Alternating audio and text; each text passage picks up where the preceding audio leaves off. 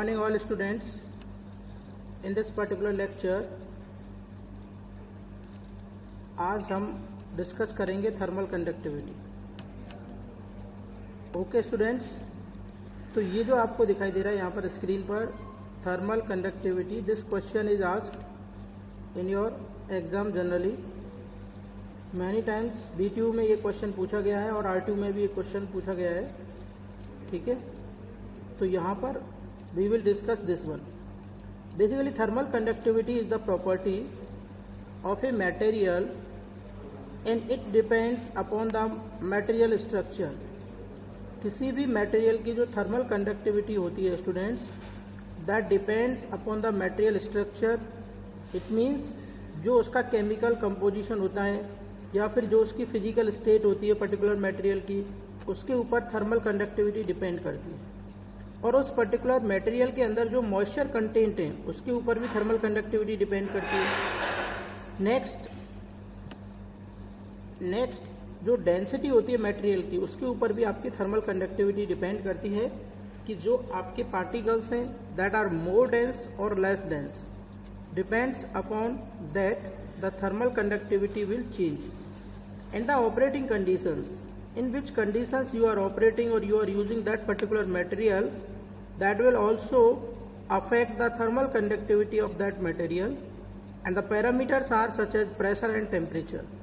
Both will affect most of the materials thermal conductivity, but mostly temperature affect करता है thermal conductivity को, but जो pressure है उसका impact ज़्यादा नहीं होता है। That's why we neglect the effect of pressure. Next आगे if we will go further students, then as you are seeing this one की जो फ्रियोन है आपकी फ्रियोन गैस, इसकी जो थर्मल कंडक्टिविटी होती है दैट इज अप्रॉक्सीमेट 0.0083 वॉट पर मीटर पर डिग्री सेंटीग्रेड। और जो मेटल्स है, मेटल्स में जो आपकी सिल्वर है उसकी थर्मल कंडक्टिविटी होती है students that is approximate 410। But it is not necessary that all the silvers which is having different composition will contain the thermal conductivity 410, because when the composition of the silver will change then the thermal conductivity of that particular silver material will change. यानी कि composition और physical state अगर silver की change होगी तो आपकी thermal conductivity भी change हो जाएगी। तो here is the table which I am showing you. ये कंप्लीट टेबल है स्टूडेंट्स, जिसके अंदर you are seeing that this is the materials and this is the thermal conductivity and this is the table in which various materials thermal conductivity is shown. As you are seeing this one aluminium thermal conductivity 225, brass thermal conductivity 107, copper, silver, cast irons। तो ये different materials की thermal conductivity इस particular table में given है, but you should go through once through these tables, you should memorize these, but it is not necessary that it will ask in the university exam, but for your brainstorming, और this question is asked generally in the जो competitions exams हैं उसके अंदर कभी कभी thermal conductivity से related, material से related questions पूछा जाता है। तो उसके लिए आप इस टेबल से एक बार गो थ्रू हो सकते हैं। नेक्स्ट आपके नीचे जो दिखाई दे रहा है आपको कंस्ट्रक्शन मटेरियल में, जैसे कंक्रीट है, ब्रिक है, इनकी थर्मल कंडक्टिविटी लो होती है, जैसे 1.20, 0.65। और जितने भी इंसुलेटिंग मटेरियल्स होते हैं स्टूडेंट्स, इंसुलेटिंग मटेरियल की थर्मल कंडक्टिविटी और कम होती है, because they does not allow to flow the electrons, क्योंकि इंसुलेटिंग मटेरियल के अंदर से इलेक्ट्रॉन्स आपके फ्लो नहीं कर सकते, such as asbestos, cork, glass wool, wood. These all are the insulating materials whose thermal conductivity is shown in this particular table as you are seeing on the screen। तो आप एक बार इस table से go through हो जाएंगे, ठीक है। बाकी आपको इसको रटने की जरूरत नहीं है, धीरे धीरे ये ऑटोमेटिकली यू विल मेमोराइज। कुछ इंपॉर्टेंट जो आपके नेसेसिटी है उनकी आप थर्मल कंडक्टिविटी याद रख सकते हैं। जैसे एयर की थर्मल कंडक्टिविटी कितनी होती है, अप्रॉक्सीमेट 0.024, ये एस है, ये आपकी आइस है और this is the water. Next students, there are some important points regarding the property which is known as thermal conductivity of the materials. तो उसके रिगार्डिंग कुछ इंपॉर्टेंट पॉइंट्स हैं, जैसे कि thermal conductivity is always higher in purest form of the metal. तो जो भी purest form होगी मेटल की, उसमें आपकी जो थर्मल कंडक्टिविटी रहेगी वो हमेशा क्या रहेगी students, that will be always higher than the impure metal. अगर आप मेटल की कोई भी एलॉय बनाते हैं, उसमें मिक्स करते हैं कुछ भी, या फिर कोई भी इम्प्योरिटीज उस मेटल के अंदर प्रेजेंट है, तो उस इम्प्योरिटीज वाली मेटल की कंपैरिजन में जो प्योर मेटल होगी उसकी थर्मल कंडक्टिविटी ऑलवेज क्या रहेगी, higher, because that impurities will restrict the movement of the electrons so that the thermal conductivity of that metal may reduce. Okay students, जैसे कि प्योर कॉपर है उसकी थर्मल कंडक्टिविटी अराउंड होती है 385, but जो अगर निकल की बात करें या मोनल मेटल्स की बात करें which are the alloy of copper, तो उसकी थर्मल कंडक्टिविटी स्टूडेंट्स क्या होती है, आपकी कम होती है. अगर आगे हम बात करें students,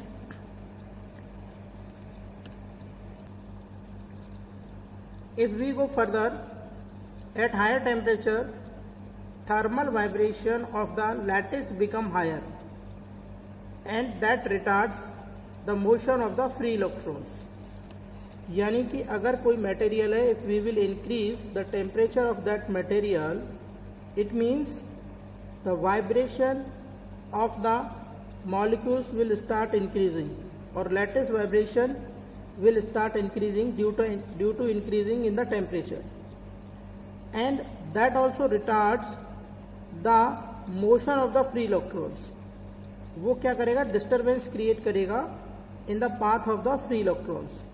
So the thermal conductivity of most of the metals decreases with temperature growth.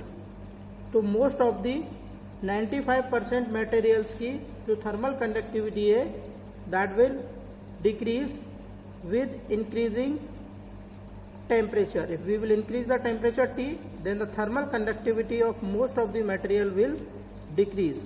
But there are some materials available whose thermal conductivity will remain constant or may increase a little bit on increasing the temperature, as you will see in this one, such as aluminium or uranium.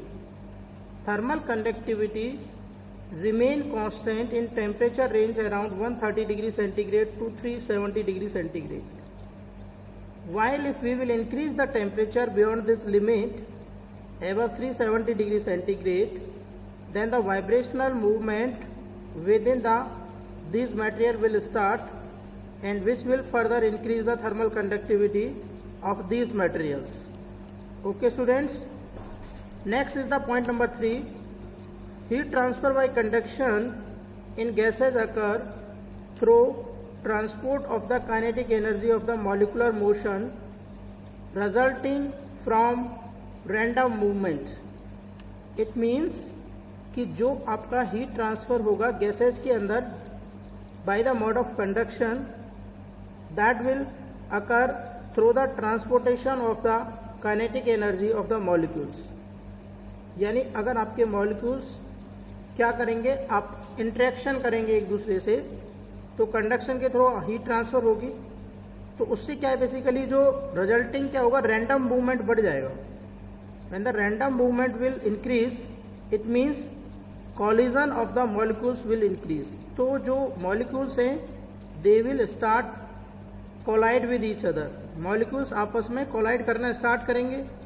When the molecules will start colliding with each other, it means कि जो उनकी speed है वो क्या हो जाएगी students, कम हो जाएगी. और अगर उनकी स्पीड कम होगी तो थर्मल कंडक्टिविटी आपकी क्या हो जाएगी, रिड्यूस हो जाएगी. As you are seeing this particular relation कि जो काइनेटिक एनर्जी है आपकी, ठीक है, वो काइनेटिक एनर्जी यानी किस पर डिपेंड करेगी, वेलोसिटी पर, और velocity is the function of the temperature, as you are seeing in this particular formula under root 3RT by m. If m is the molecular mass that is fixed R is the universal gas constant, that is fixed.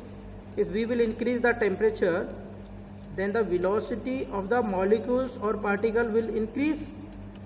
But if velocity will increase, then you are seeing that the thermal conductivity has the relation with the velocity h 1/3 V bar Cb L into rho.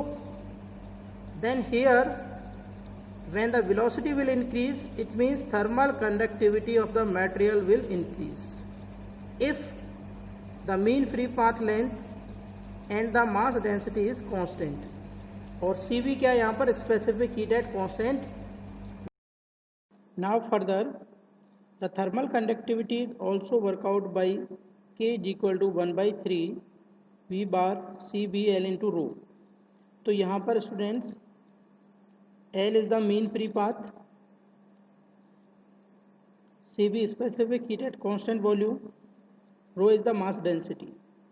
If we consider all these, rho, this one as constant, then thermal conductivity is the function of this velocity.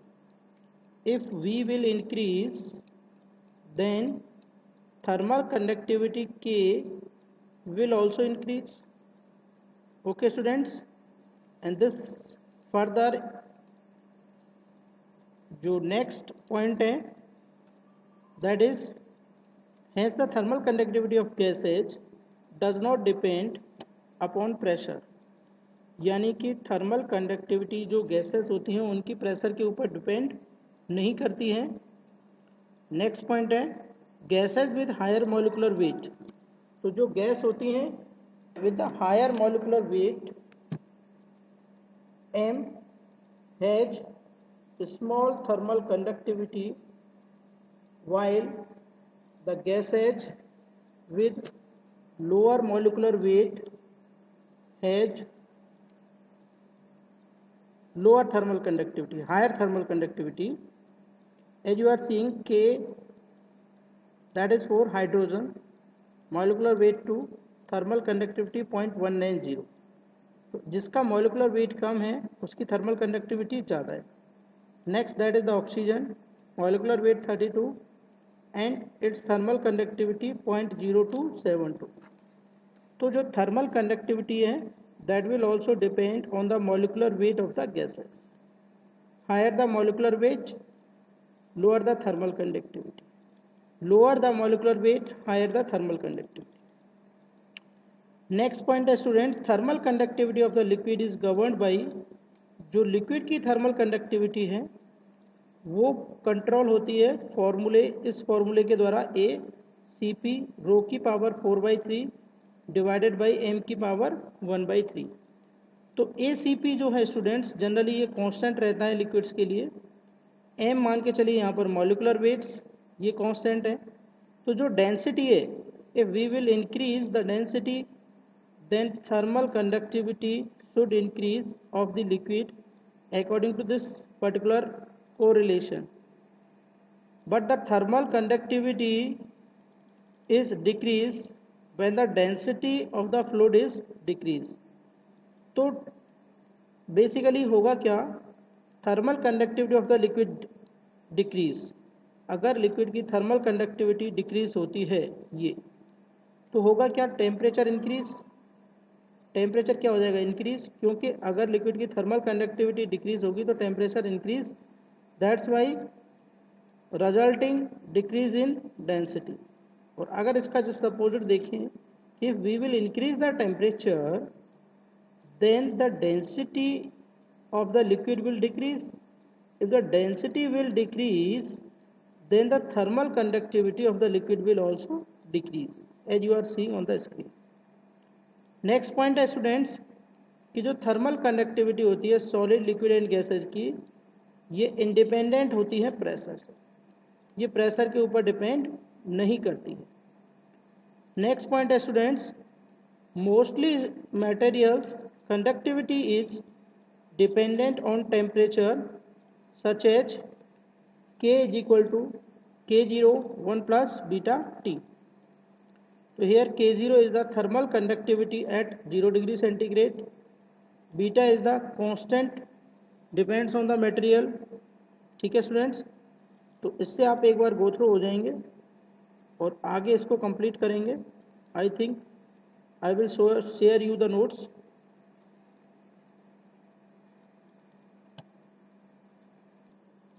तो students बात कर रहे थे यहाँ पर कि जो most of the materials होते हैं उनकी थर्मल कंडक्टिविटी डिपेंड करती है टेम्परेचर के ऊपर। As you are C K is equal to K0 1 plus beta T. K0 क्या है आपका यहाँ पर थर्मल कंडक्टिविटी है at 0 degree centigrade temperature and beta is a constant that will depend upon material. तो जो बीटा की वैल्यू होती है वो पॉजिटिव वैल्यू होती है for non metal and insulation materials, while beta is negative for metallic conductor such as aluminum, non-ferrous, alloy etc. तो thermal conductivity increase होगी students with temperature for gases. अगर temperature increase करेंगे gases के लिए तो thermal conductivity क्या होगी, increase होगी। While decreases for most of the liquids, but most of the liquids के लिए ये क्या होती है स्टूडेंट्स, ये डिक्रीज होगी एक्सेप्ट वाटर। वाटर के केसेस में थर्मल कंडक्टिविटी इंक्रीज होती है क्योंकि इसका जो आपका ये वाटर आपका -4 डिग्री सेंटीग्रेड पर क्या हो जाता है, फ्रीज हो जाता है। इसकी कुछ प्रॉपर्टीज होती है थर्मल एक्सपेंशन की, इसकी वजह से। नेक्स्ट यहाँ पर अगर हम बात करते हैं, जो नेक्स्ट पॉइंट है स्टूडेंट्स दैट इज कि जो नॉन मेटालिक सॉलिड्स हैं डू नॉट कंडक्ट हीट। अगर वो नॉन मेटालिक सॉलिड्स हैं तो उनके अंदर से हीट का फ्लो नहीं हो सकता है, वो हीट को कंडक्ट नहीं करेंगे इफ़िशियंटली जितना कि मेटल कर सकती है। तो फॉर मैनी बिल्डिंग मटेरियल्स, कई सारे बिल्डिंग मटेरियल्स होते हैं सच एज कंक्रीट है, स्टोन है, ब्रिक है, ग्लास वुल है, कॉर्क है, ईटीसी। इन सभी मटेरियल्स में क्या करते हैं, जो स्ट्रक्चर होता है उसके अकॉर्डिंग थर्मल कंडक्टिविटी वेरी करती है। ये आपको यहाँ फिगर दिखाई दे रहा है, इस तरीके से भी हो सकता है, ये इस तरीके से भी और इस तरीके से भी, तीनों तरीके से थर्मल कंडक्टिविटी वेरी कर सकती है।